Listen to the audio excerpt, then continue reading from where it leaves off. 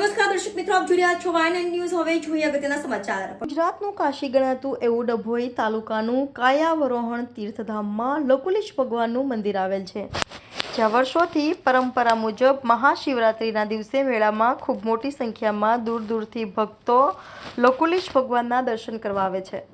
અને મહાશિવરાત્રિના દિવસે કાયાવરોહણ યુવા સંગઠન દ્વારા સાંજે ભગવાન શિવજીનો વરઘોડો જૂની પરંપરા મુજબ આખા ગામમાં કાઢવામાં આવે છે, જેમાં અલગ અલગ વેશભૂષા સાથે વરઘોડો કાઢવામાં આવે છે.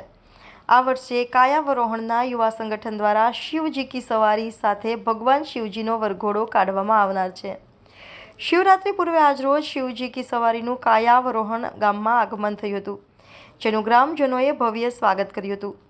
મહાશિવરાત્રિના આ પર્વ નિમિત્તે યાત્રાળુઓને કોઈ પણ જાતની તકલીફ ના પડે તે માટે યુવા સંગઠન દ્વારા એસટી વિભાગના વિભાગે નિયામકને વધારાની એસટી બસો દોડાવવા માટે રજૂઆત કરેલ છે.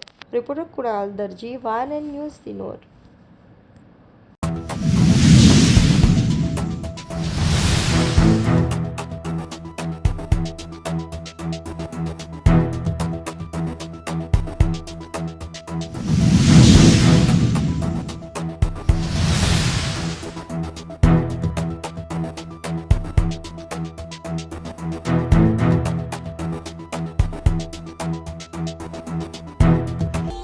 Subscribe now and press the bell icon.